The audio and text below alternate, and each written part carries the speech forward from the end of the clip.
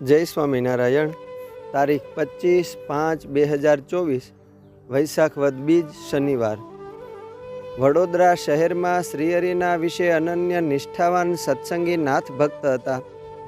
તેઓનું મૂળ વતનનું ગામ કણભા હતું.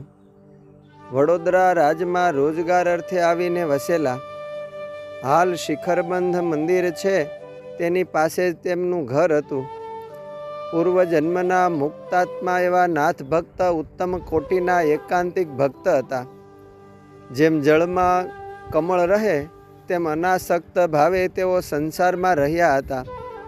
સંસાર વ્યવહારની વિષમ વેળા હોય તોય તેઓ ભારે ધીરજપૂર્વક ભક્તિ કરતા. શ્રીજી મહારાજના સ્વરૂપની નિષ્ઠા, શ્રદ્ધા, વિશ્વાસ, મહાત્મ્ય, પ્રેમ અને નિશ્ચય અપૂર્વ અને અડગ હતા. નાથ ભક્ત જીવન નિર્વાહ માટે કપડાં વણવાનો ધંધો કરતા. પોતાના કામમાં તેઓ શ્રેષ્ઠ અને કુશળ કારીગર ગણાતા. જે કપડું બહુ ઉત્તમ બને તે શ્રીજી મહારાજને ભેટ ધરી દેતા.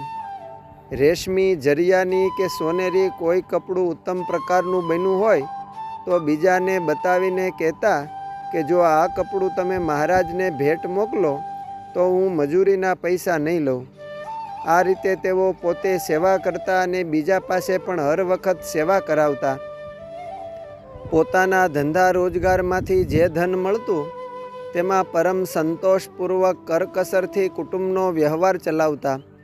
એટલું જ નહીં પણ કમાણીના અડધો ભાગ તો ધર્મ કાર્યમાં વાપરતા.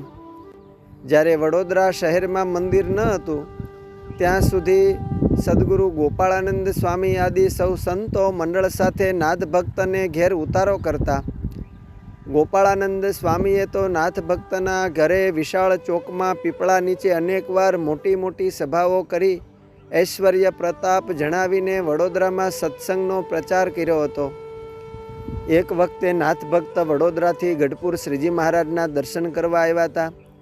ગઢપુરમાં રહીને મહારાજ પાસે 5 દિવસ રહી દર્શન સેવા સમાગમ કરી પ્રભુની આજ્ઞા માગી ઘેર જવા માટે રસ્તે ચાલતા થયા. થોડું ટાણું વીતતા શ્રીજી મહારાજને કાંઈ કામ સાંભળી આવ્યું. તે નાથ ભક્તનું કામ પડ્યું. તે એક પાર્ષદને મોકલીને કહ્યું કે તમે ઝટ જઈને નાથ ભક્તને પાછા બોલાવી એમને બોલાવીને તરત જ પાછા આવજો. એ સુણીને એ તો નાથ ભક્તની પાછળ ચાલતા થયા. નાથ ભક્ત તો ઉતાવળી ચાલે ચાલતા હતા.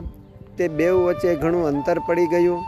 એમ ચાલતા ચાલતા વડોદરાને પાદર વિશ્વામિત્રી નદીને કિનારે નાથ ભક્ત નાહી ધોઈને પૂજા કરતા હતા. ત્યાં બેઉ ભેળા થયા. ત્યારે મહારાજનો સંદેશો એ ભક્તએ નાથ ભક્તને આપતા કહ્યું કે તમને મહારાજે પાછા ગઢડે બોલાવ્યા છે. શ્રીજી મહારાજની આટલી જ આજ્ઞા સાંભળી નાથ ભક્ત પોતાનું ઘર નજીક હતું છતાં ઘેર આંટો મારવા પણ ન ગયા.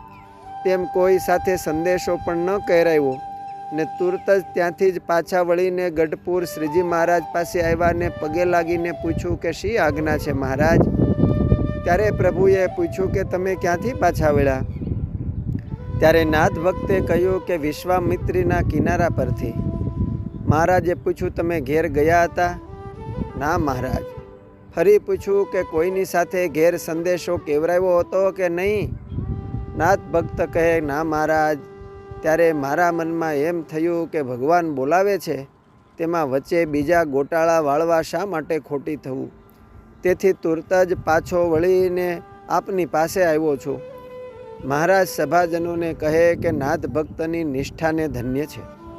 ત્યારે બોલાવા જનાર ભક્તને મહારાજે પૂછ્યું કે તમે ઠેઠ ત્યાં સુધી ગયા ત્યારે પાછા કેમ ન આવ્યા?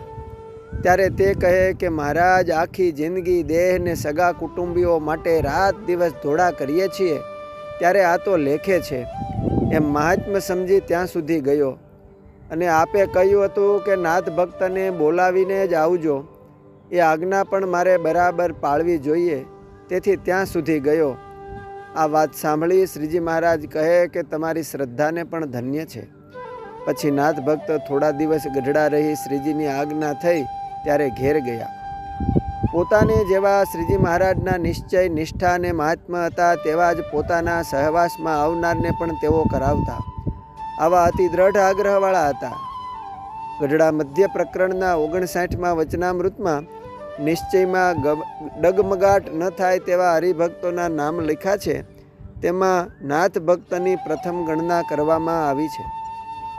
નિષ્કુળાનંદ સ્વામીએ ભક્ત ચિંતામણીના પ્રકરણ 124ની પંક્તિ 5-6માં વડોદરાના પ્રેમી ભક્તો સાથે મુક્તરાજ નાથ ભક્તને ચિંતવતા લખ્યું છે કે વડા ભક્ત વડોદરા માઈ જેને અતિ હેત હરિ માઈ કણબી ભક્ત કહીએ વનમાળી જેણે બીકા જગતની ટાળી નાથજીને વળી વનમાળી પ્રભુ દાસની ભાવના ભાળી ભગવાન દાસને કેસુર પીતાંબર ભૂખણ જરૂર. અસ્તુ. જય સ્વામિનારાયણ. શ્રી ભક્ત ચિંતામણીના મુક્તોના ચિંતનમાંથી